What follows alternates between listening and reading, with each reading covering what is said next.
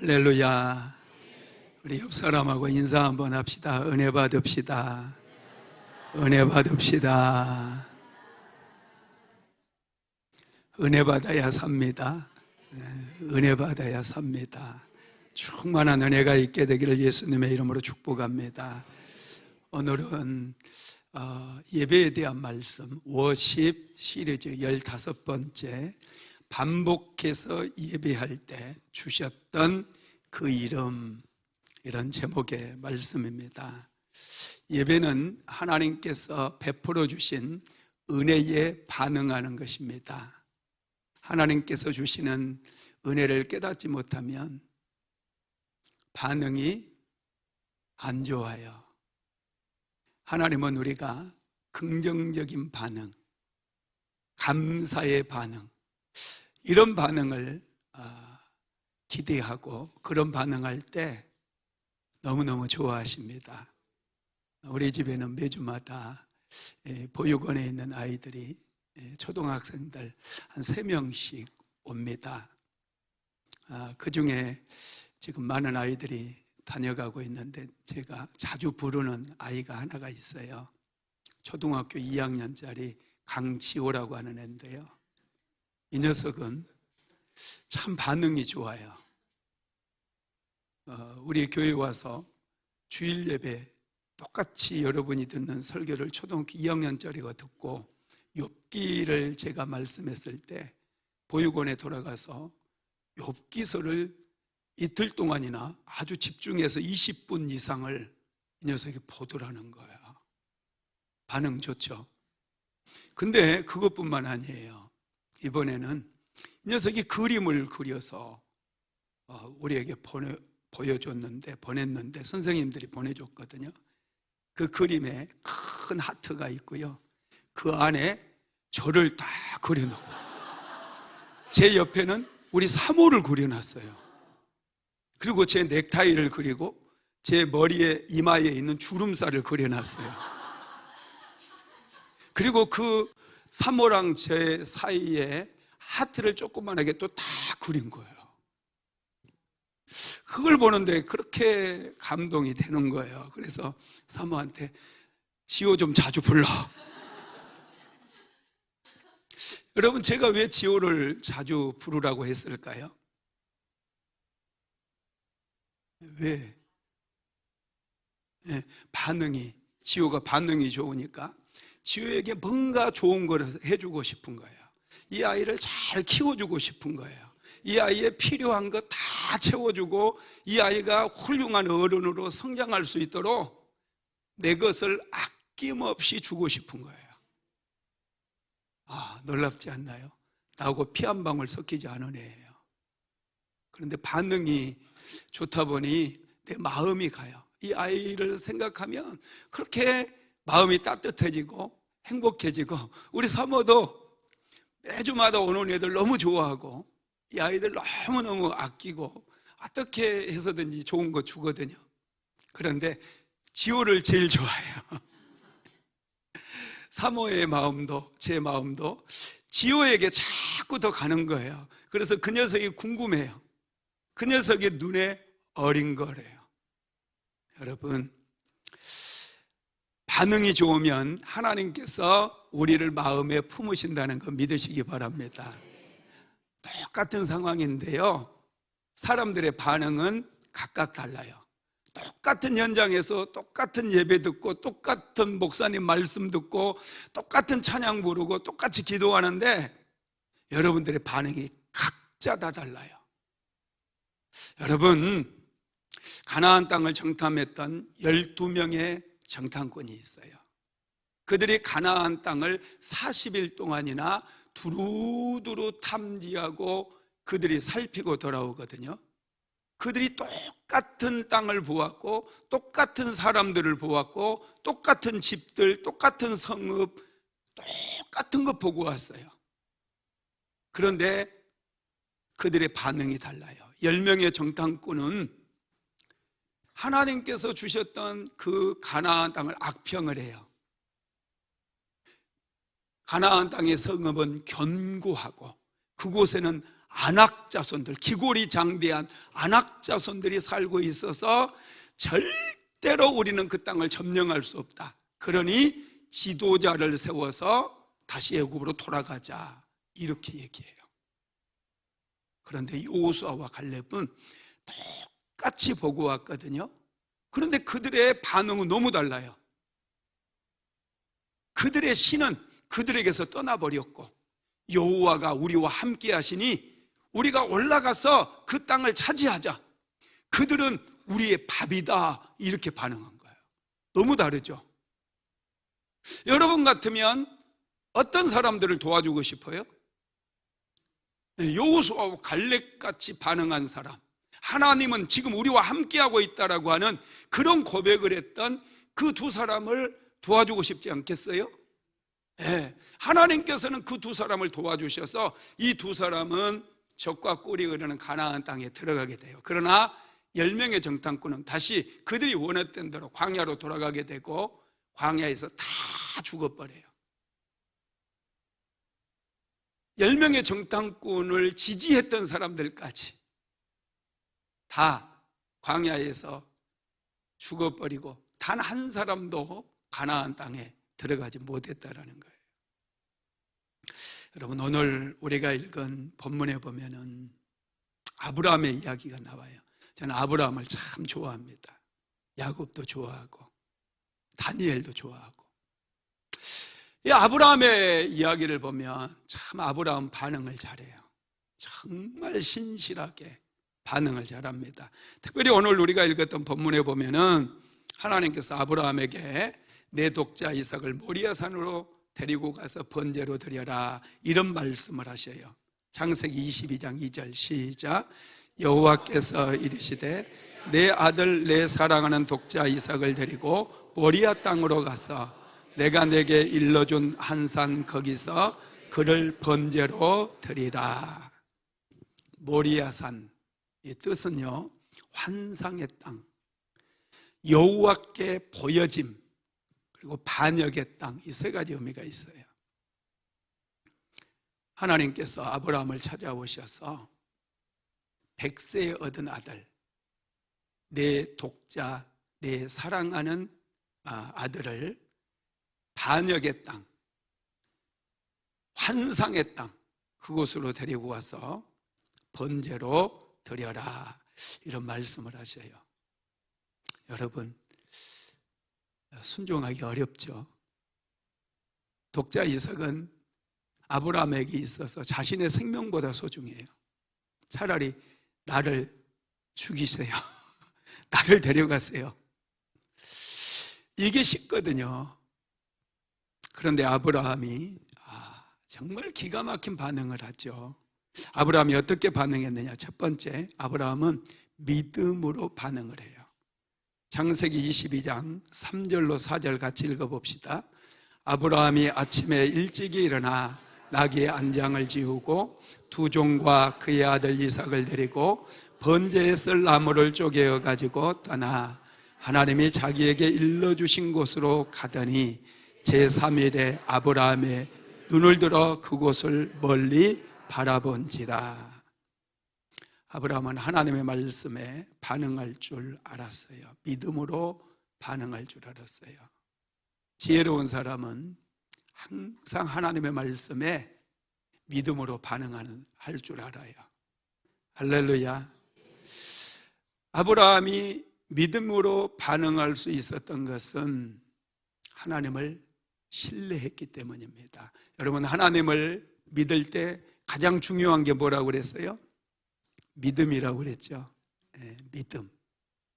믿음이 중요해요.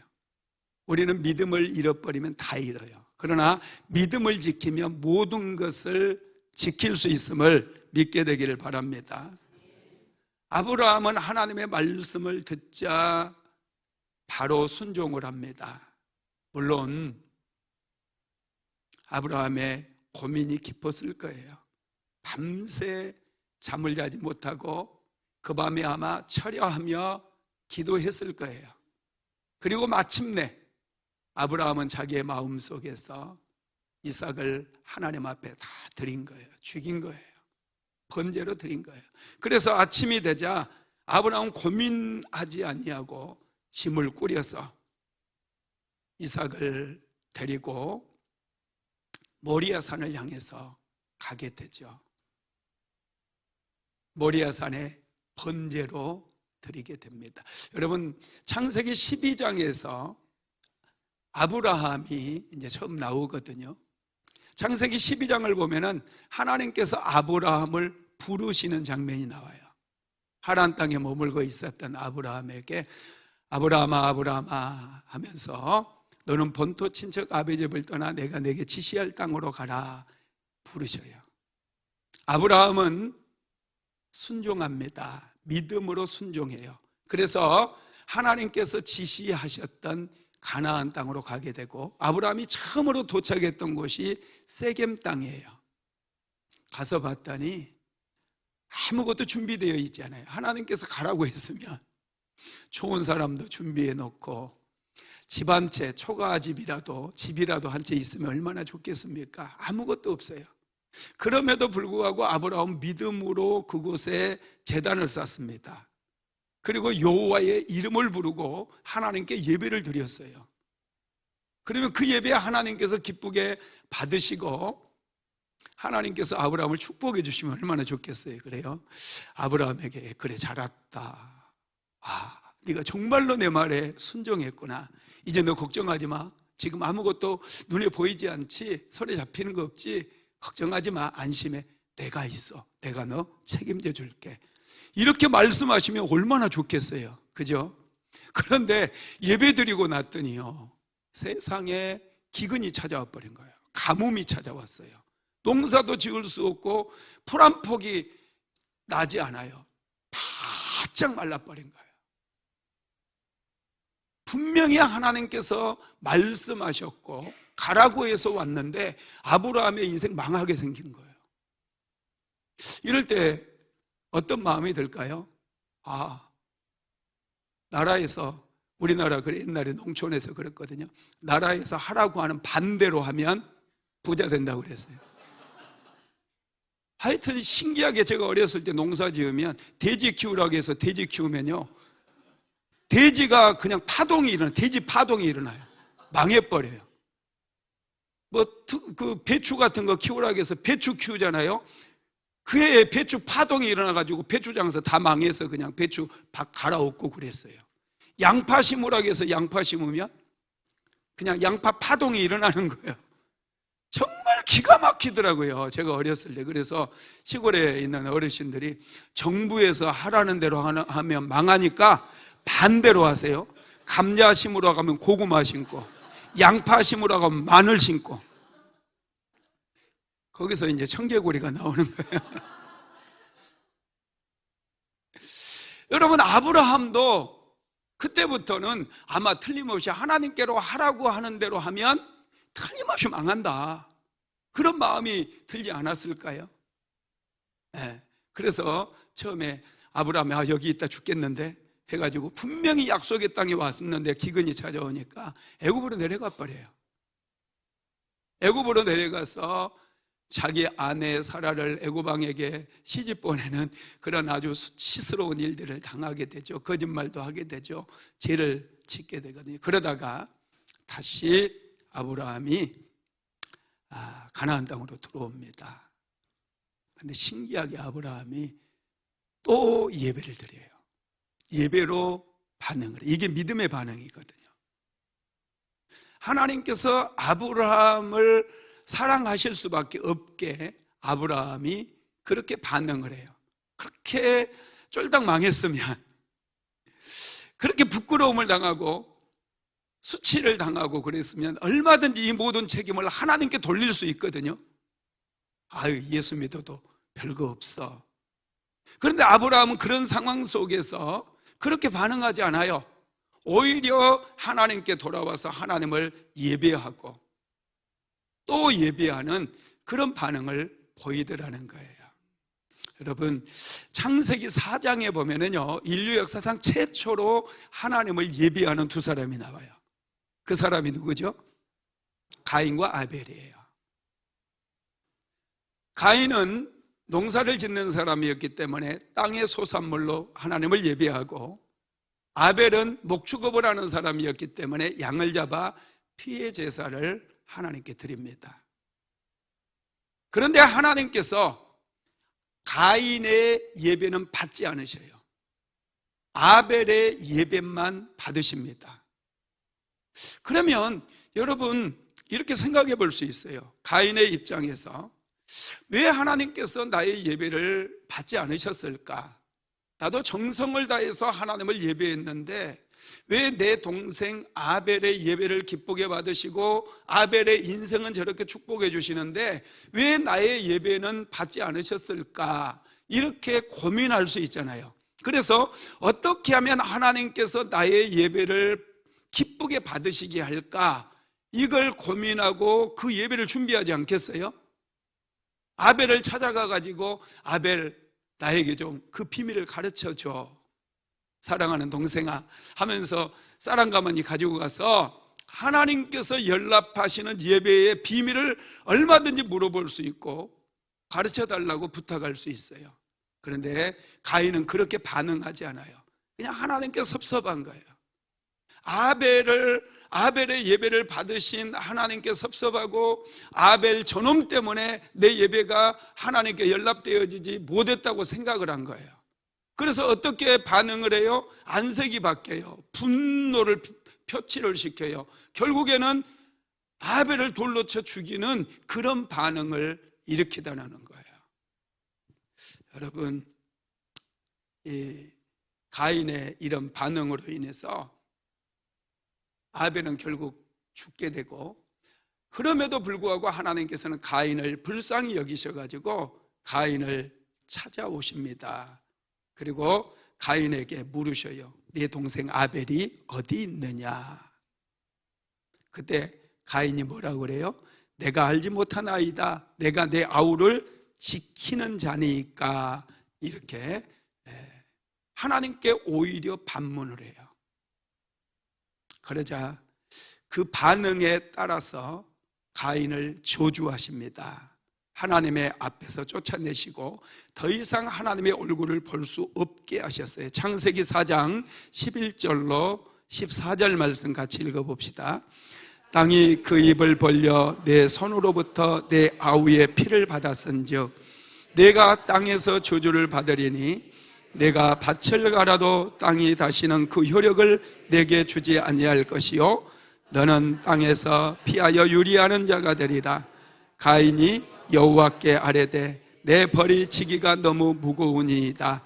주께서 오늘 이 지면에서 나를 쫓아내시온즉 내가 주의 낯을 배웁지 못하오리니 내가 땅에서 피하며 유리하는 자가 될지라. 무릇 나를 만나는 자마다 나를 죽이겠나이다. 아멘. 하나님께서 가인에게 저주를 내린 거예요. 하나님의 얼굴을 보지 못하도록. 여러분, 하나님의 얼굴이 왜 중요한 줄 아세요? 하나님의 얼굴에서 자비와 긍휼이 나오거든요. 은혜가 나오거든요. 우리가 예배드리는 것은 하나님의 얼굴 앞에 서는 거예요. 그런데 지금 내가 주의 낯을, 주의 얼굴을 배웁지 못하리니 이렇게 고백을 하거든요. 하나님 앞에 은혜를 입어야 되는데 은혜를 입지 못하고 나는 땅에 피하여 유리하는 자가 되겠습니다. 그렇게 가인이 고백을 해요. 그것까지는 좋아요. 그러면서 물론 나를 만나는 자마다 나를 죽이겠나, 사람들이 나를 죽일 것입니다. 이렇게 얘기를 하죠. 여기까지 다 좋아요. 그런데 여기가 끝이에요. 여기까지 얘기했으면 가인이 하나님 나를 불쌍히 여겨주세요. 내가 죄를 범하였을지라도 내가 나의 죄를 주님 앞에 회개합니다. 용서의 길을 열어달라고 아벨이 기도해야 될 텐데, 가인이 기도해야 될 텐데 가인은 그렇게 하지 않아요. 그러면서 자기의 신변만 걱정을 해요. 다른 사람들이 나를 보고 나를 죽이겠나이다 이런 고백을 해요. 그럴 때 하나님께서는 그 가인의 그런 고백을 듣고 마지막으로 은혜를 베풀어 주시는 게 있는데, 그 은혜가 뭐냐면 가인을 죽이는 자는 벌을 7배나 받을 거다는 거예요. 창세기 4장 24절 한번 읽어봅시다. 시작. 가인을 위하여는 벌이 7배일진데 라멕을 위하여는 벌이 77배이리로다 하더라. 여러분, 이게 이 말씀이 가인하고 라멕은 이 가인의 후손이 라멕이거든요. 이게 서로 연결되어 있는 말이에요. 하나님께서는 가인이 다른 사람이 자기를 죽일 것에 대해서 두려워하고 염려하니까 그거 마지막으로 하나님께서 은혜를 베풀어 주셔서 사람들이 너를 죽이지 않을 것이다. 그래서 가인에게 하나님이 한 표를 만들어 주시거든요. 표를 주는 거예요. 그리고 나서 가인을 죽인 자의 벌은 7배로 하나님께서 갚으시겠다, 이렇게 말씀을 해 주신 거예요. 여러분, 이 말씀은 하나님께서 가인에게 마지막까지 은혜를 베풀어 주시는 거거든요.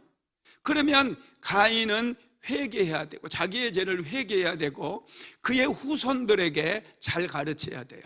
자신이 온전한 예배를 드리지 못해서 이렇게 하나님의 은혜를 입을 수 없고 하나님의 낯을 피해서 유리하는 자가 되었음을 후손들에게는 가르쳐야 돼요. 그래서 어떻게 해서든지 너희들은 하나님께서 기뻐하시는 그 예배를 드려야 된다, 예배를 가르쳐야 돼요. 그런데 가인은 그것을 가르친 게 아니라 나중에 하나님께서 자기에게 말씀하셨던 가인을 죽이는 자의 벌은 7배라는 사실을 가르치면서 마치 자신이 하나님 앞에 특별한 존재이며 하나님 앞에 특별한 은혜를 입은 것처럼 후손들을 가르치는 거예요. 그래서 자신들은 뭔가 구별된 것 같이 그렇게 후손들을 가르치다 보니 그 가인의 후손이었던 라멕이라고 하는 사람은 자기도 사람을 죽였는데 가인을 죽인 자가 7배의 벌을 받는다고 한다면 자신을 만약에 죽인 사람은 77배, 77배의 벌을 받을 것이라고 스스로가 얘기하는 거예요. 하나님이 이런 얘기 한 적이 없어요. 스스로가 그렇게 얘기한 거라는 거예요. 여러분, 이 반응이 중요하거든요. 그래서 결국에 가인이 제대로 된 반응을 하지 못하고 회개도 하지 못하고 그래서 라멕의 대에 이르게 되면 이렇게 변질이 되어버리고 악의 구렁텅이에 빠지게 되더라는 거예요. 이 라멕이 자기 아내들에게 한 이야기가 성경에 보면은 이렇게 나오는데, 제가 쉬운 성경으로 읽어보니까 이해가 쉬워서 쉬운 성경으로 한번 띄워봅시다. 같이 한번 읽어볼까요? 시작. 라멕이 자기 아내들에게 말했습니다. 아다와 실라여, 내 말을 들으라. 라멕의 아내들이여, 내 말에 귀를 기울이라. 나는 나에게 상처를 입힌 사람을 죽였다. 나를 상하게 한 젊은이를 죽였다. 가인을 죽인 사람은 7배로 벌을 받지만 라멕을 죽인 사람은 77배로 벌을 받을 것이다. 하나님께서 마지막까지도 가인에게 돌아올 수 있는 기회, 회개할 수 있는 기회를 주셨어요. 그런데 가인의 반응은 차가웠습니다. 하나님께로 돌아오는 것이 아니고 자기에게만 관심을 가졌던 것이죠. 그리고 그의 후손들을 잘못 가르쳐서 결국에는 그들이 회복 불가능하게 되어버렸다는 것을 믿게 되기를 주님의 이름으로 축복합니다. 그런데 아브라함의 반응은 달라요. 아브라함은 내 독자 이삭을 모리아산으로 데리고 가 번제로 드리라, 이런 말씀을 들었음에도 아브라함의 반응은 달라요. 그는 하나님을 신뢰했고 믿었어요. 죽은 자의 하나님이 아니라 산 자의 하나님임을 믿었어요. 죽은 자도 살리시는 능력의 하나님을 믿었다는 거예요. 그래서 그는 믿음으로 순종할 수가 있었던 것이죠. 두 번째로 아브라함은 예배로 반응을 하게 됩니다. 하나님께서 은혜를 주실 때마다 아브라함은 예배의 제단을 쌓았어요. 신기하게요, 하나님께서는 아브라함에게 많은 이름을 계시해 주셔요. 성경에 보면은 하나님의 성호가 많이 나오죠. 여호와 니시, 여호와 샬롬, 여호와 라, 여호와 찌드게누, 이런 이름들, 그리고 엘샤다이, 엘 엘리온, 엘 올람, 이런 이름들이 많이 나오거든요. 그런데 하나님께서 자기의 이름을 누구에게 가장 많이 계시해 주시느냐? 바로 아브라함이에요. 예배를 드릴 때마다, 또 긍정적으로 하나님 앞에 반응할 때마다 하나님께서는 아브라함에게 자기의 이름을 말씀해 주시고, 그 이름에 따라서 예배하고 그 이름을 부르며 기도할 수 있도록 은혜를 베풀어 주시더라는 거예요. 이건 정말 놀라운 거예요. 창세기 12장 8절 말씀 한번 같이 읽어봅시다. 거기서 베델 동쪽 산으로 옮겨 장막을 치니 서쪽은 베델이요 동쪽은 아이라. 그가 그곳에서 여호와께 제단을 쌓고 여호와의 이름을 부르더니. 아브라함은 가는 곳마다 하나님 앞에 제단을 쌓았어요. 그리고 하나님의 이름을 불렀어요. 이름을 알았기 때문에 이름을 부르게 된 것이죠. 그러면 아브라함에게 계시해 주셨던 하나님의 이름, 그 이름을 좀 살피려고 합니다. 첫 번째가 엘 엘리온, 지극히 높으신 하나님이라고 하는 이름이에요. 창세기 14장 18절에서 20절까지 한번 같이 읽어봅시다. 살레망 멜기세덱이 떡과 포도주를 가지고 나왔으니 그는 지극히 높으신 하나님의 제사장이었더라. 그가 아브라함에게 축복하여 이르되 천지의 주제시요 지극히 높으신 하나님이여 아브라함에게 복을 주옵소서. 너희 대적을 내 손에 붙이신 지극히 높으신 하나님을 찬송할지로다 하매 아브라함이 그 얻은 것에서 10분의 1을 멜기세덱에게 주었더라. 여러분, 이 사건의 배경을 잘 아시죠? 아브라함의 조카 롯이 소돔 땅으로 가잖아요. 네가 좌하면 나는 우하겠고 내가 우하면 내가 좌하리라. 그래서 아브라함과 조카 롯이 이제 재산이 많아지고 소와 양이 많아져서 갈라지거든요. 아브라함이 소돔 땅이 있는 그곳으로 가요. 그리고 그곳에서 장막을 짓고 삽니다. 그럴 때 북쪽에 있는 4개의 나라가 연합을 해요.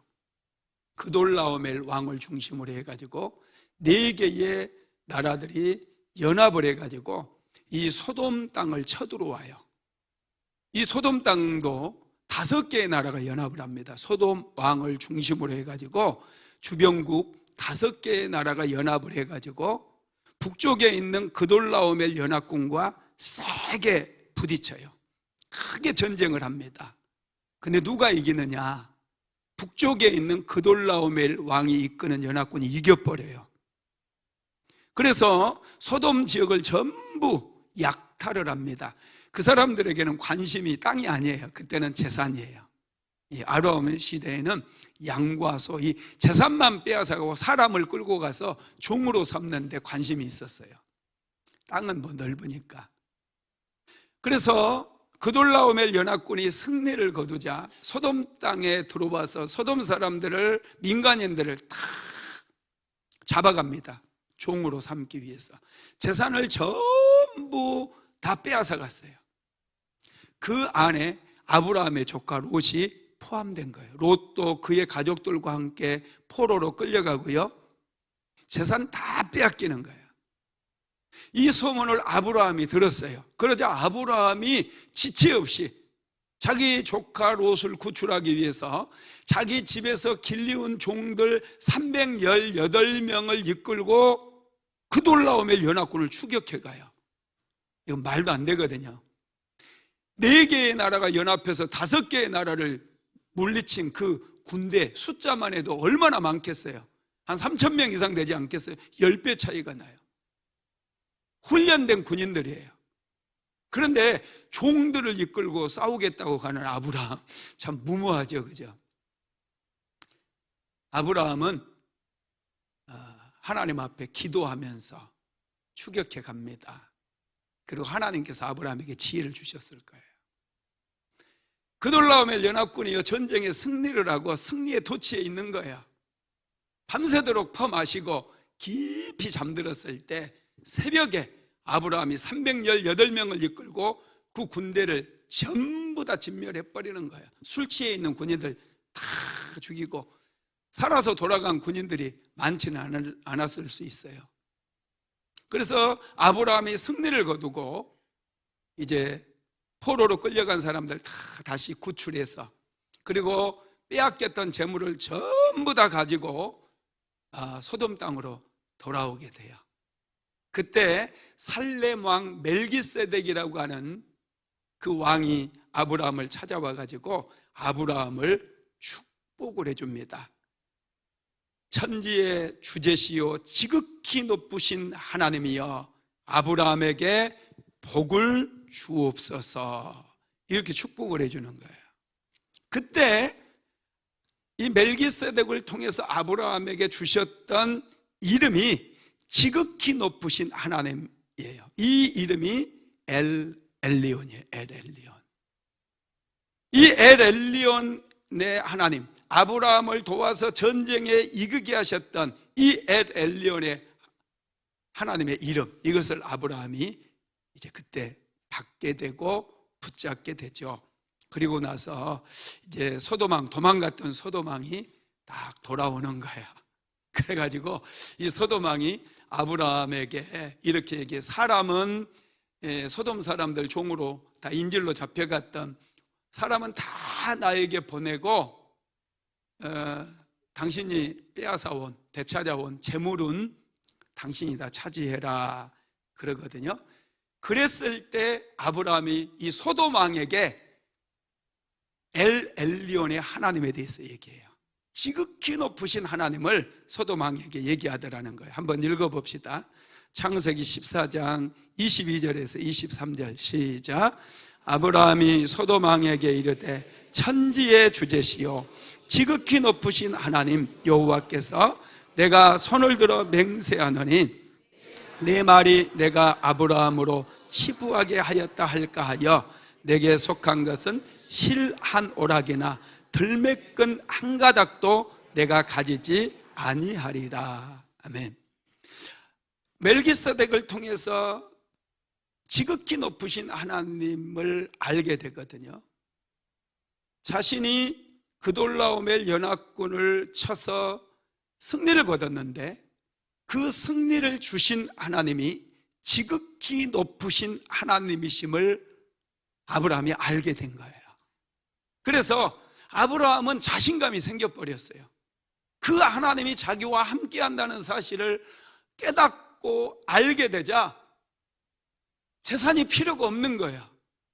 그래서 아브라함이 소돔 왕에게 천지의 주제요 지극히 높으신 하나님 여호와께 내가 손을 들어 맹세한다 그러면서 실 한 오락이라도 내가 차지하지 않겠다, 재산도 다 가지고 가라. 야, 멋있죠? 여러분, 하나님이 이렇게 멋있는 하나님이에요.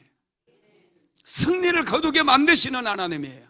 우리가 예배에 대한 반응을 제대로 하게 될 때 이 아브라함과 함께 하셨던 지극히 높으신 하나님은 우리와도 함께 하신다는 거예요. 여러분 믿으시기를 바랍니다. 그래서 세상 거 욕심 안 내요. 다 돌려줘 버려요. 너 가져라. 그런데 아브라함이 망하나요? 아브라함은 더 잘 되는 거예요. 하나님께서 아브라함에게 엄청난 복을 주시는 거예요. 비교할 수 없는, 세상 어느 곳과도 비교할 수 없는 그런 복을 내려주신다는 거예요. 두 번째 아브라함에게 계시해 주셨던 하나님의 이름이 엘샤다이예요. 전능하신 하나님. 자, 창세기 17장 1절 말씀 한번 읽어봅시다. 아브라함이 99세 때에 여호와께서 아브라함에게 나타나서 그에게 이르시되 나는 전능한 하나님이라. 너는 내 앞에서 행하여 완전하라. 아멘.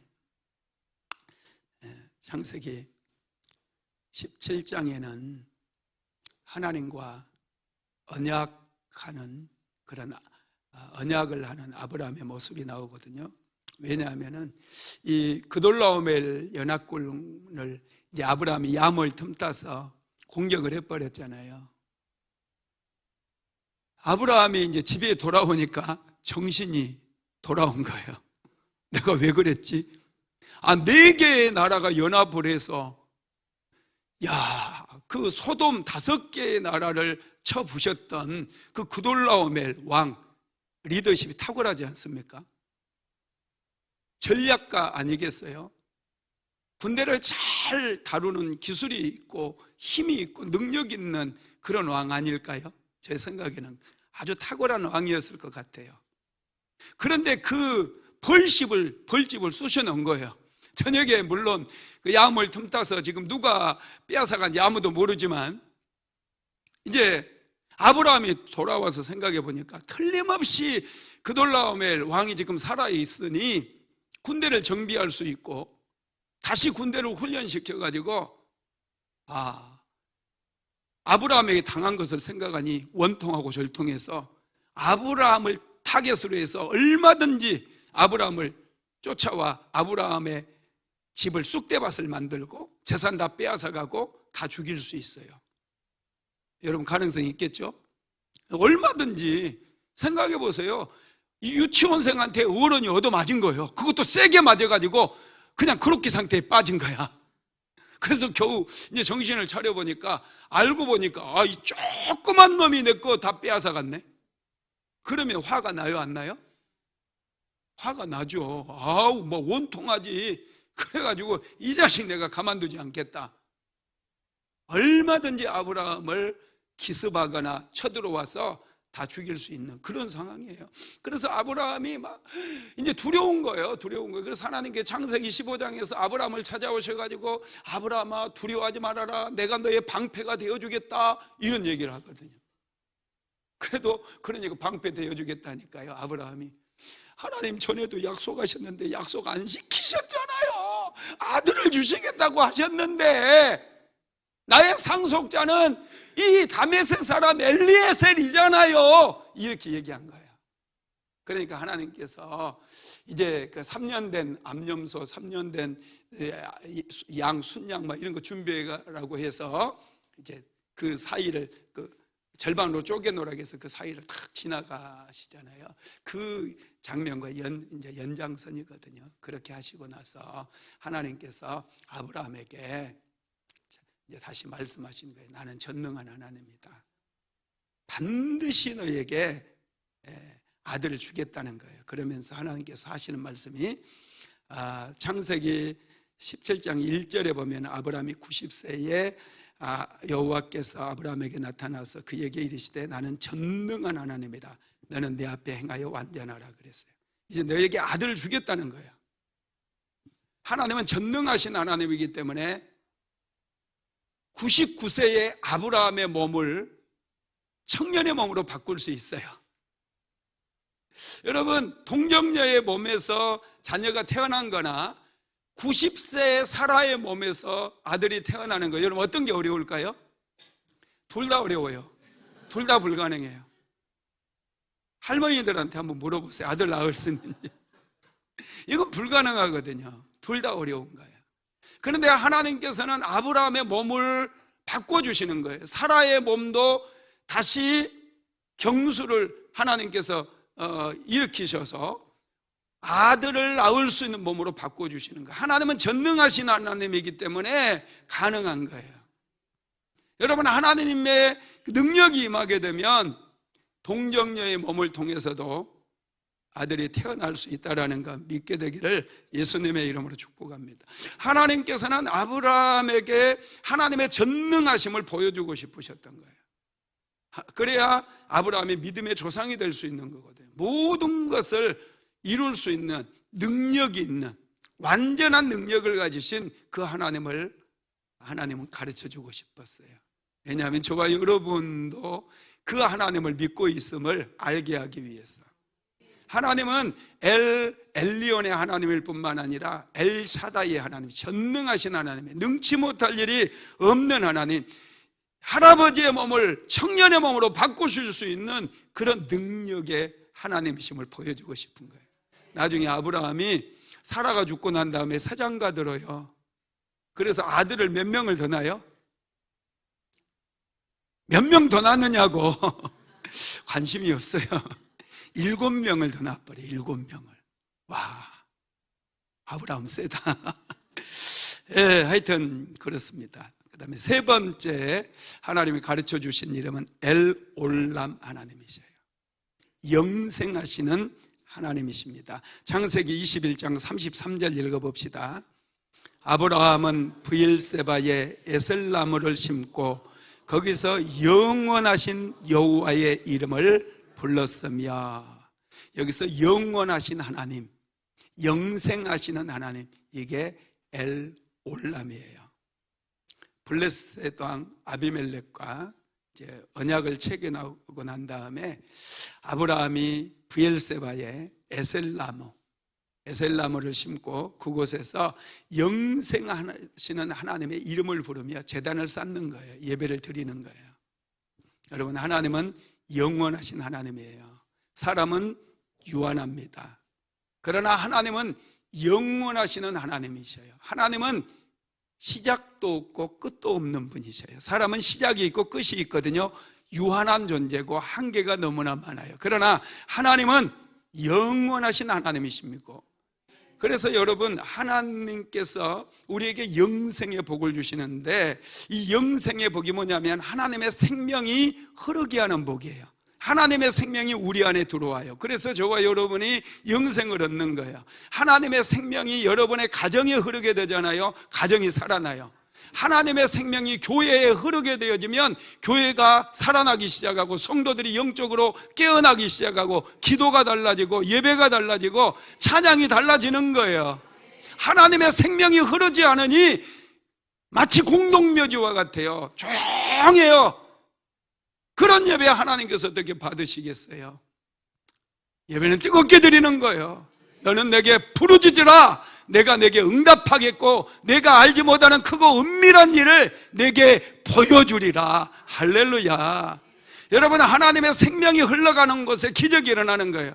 하나님의 생명이 흘러가는 곳마다 죽은 자가 살고 병든 자가 치료받고 약한 자가 강해지고 쓸모없는 것들이 쓸모있게 되고, 할렐루야. 여러분, 병든 육신 치료되고 회복되는 거예요.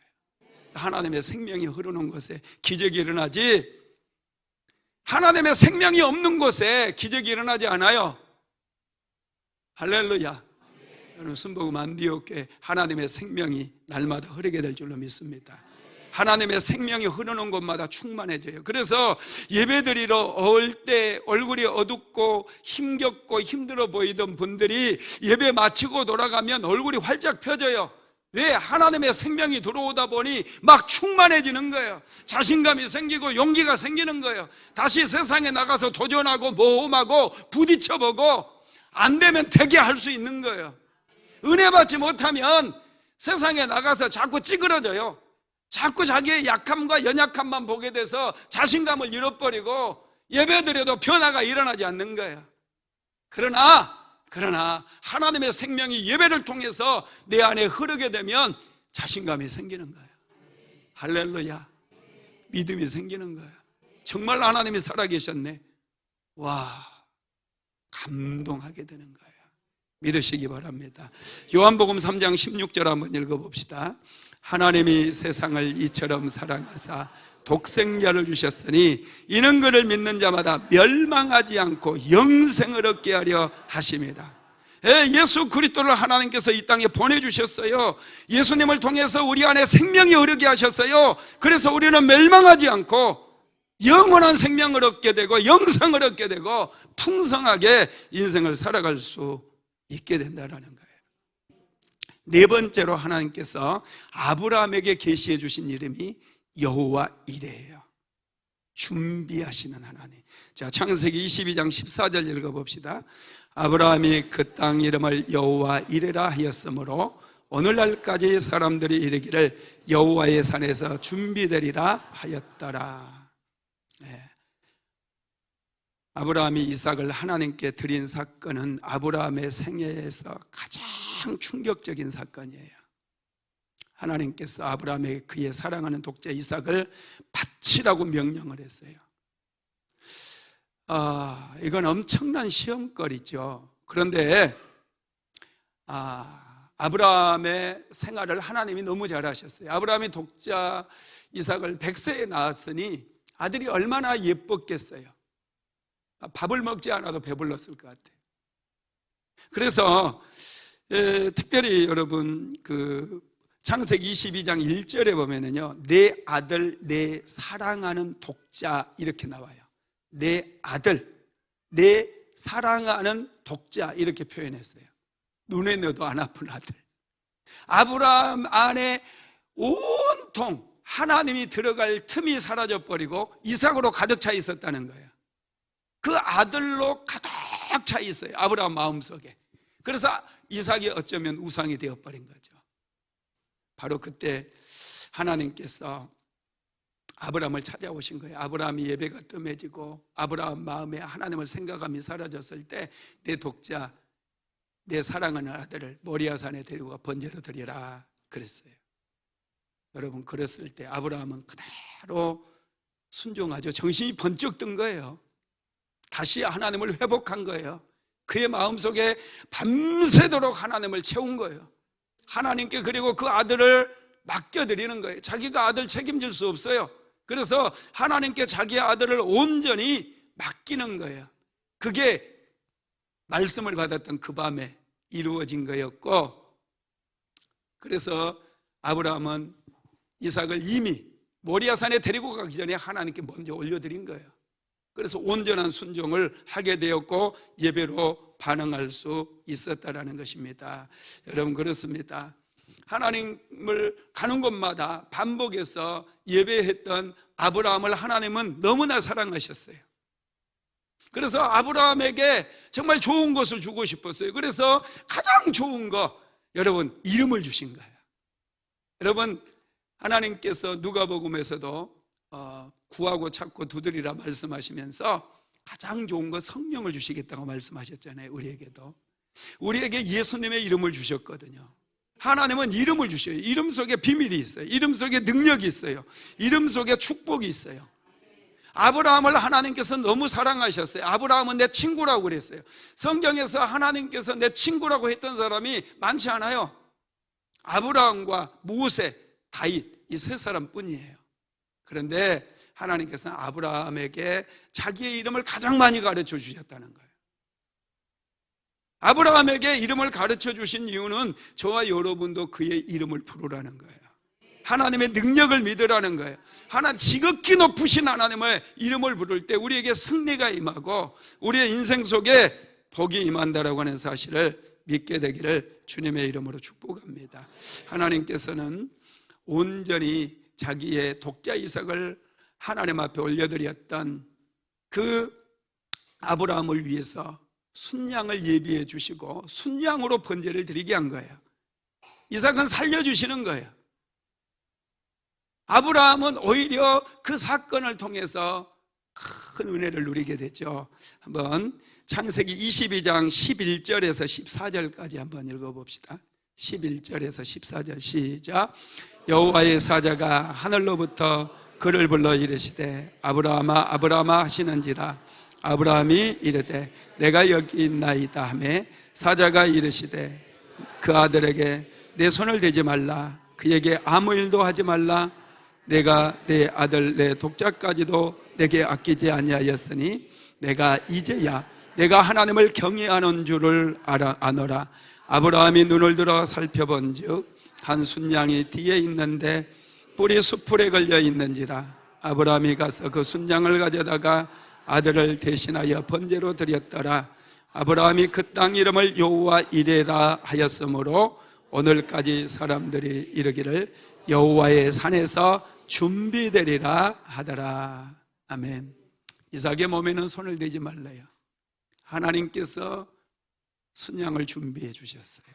그 순양으로 번제를 드리게 하고 하나님께서는 아브라함에게 복을 내려주시는 거예요. 복을, 엄청난 축복을 하나님께서 아브라함에게 주신다라는 것입니다. 말씀을 마무리하겠습니다. 하나님께서 아브라함이 반복해서 예비할 때 새로운 이름을 계시해 주시고 마지막 시험이었던 독자 이삭을 번제로 드리라고 하는 그 시험을 잘 통과했을 때 하나님께서는 아브라함에게 큰 복을 주십니다. 창세기 22장 16절로 18절 같이 읽어봅니다. 이르시되 여호와께서 이르시기를 내가 나를 가리켜 맹세하노니 내가 이같이 행하여 내 아들 내 독자도 아끼지 아니하였은즉 내가 내게 큰 복을 주고 내 씨가 크게 번성하여 하늘의 별과 같고 바닷가의 모래와 같게 하리니 내 씨가 그 대적의 성문을 차지하리라. 또 내 씨로 말미암아 천하 만민이 복을 받으리니 이는 내가 나의 말을 준행하였음이니라 하셨다 아니라. 아멘. 아브라함이 한 것은 믿음으로 반응한 것밖에 없어요. 그런데 하나님께서는 아브라함의 인생에 엄청난 복을 주셨어요. 여러분 반응을 잘 하시기 바랍니다. 오늘 예배 은혜가 되면은요, 자녀들을 불러다가 예수 믿으라고 권면하세요. 뭔가 말씀을 들으면 실천이 필요해요. 우리는 잘 사는 방법을 자꾸 배워야 돼요. 그리고 자녀들이 잘 살아갈 수 있도록 권면하고 자꾸 이끌어줘야 돼요. 그리고 기도해야 돼요. 믿음으로 반응하지 않으면 자녀들은 자기들이 살아온 방법을 고집하게 되어 있어요. 잘 산다고 생각해요. 가인의 후손 라멕처럼 변질되어 버려요. 더 악해진다라는 거예요. 우리는 믿음으로 날마다 반응해야 될 줄로 믿습니다. 좋은 반응을 통해 하나님 앞에 축복받는 저와 여러분 되시기를 예수님의 이름으로 축복합니다. 지금은 우리 구주 예수 그리스도의 무한하신 은혜와 아버지 하나님의 극진하신 사랑하심과 보혜사 성령 하나님의 감동감화 내주교통 인도 충만케 하시는 역사가 오늘도 반복해서 예배함으로 하나님으로부터 계시를 받기를 간절히 소망하는 하나님의 모든 권속들 위에 오늘 예배에 참석한 사랑하는 모든 성도들 머리머리 위에 순복음 안디옥교회 사랑하는 성도들 위에 가정과 직장과 사업장 위에 이제로부터 영원토록 함께 있을지어다. 아멘.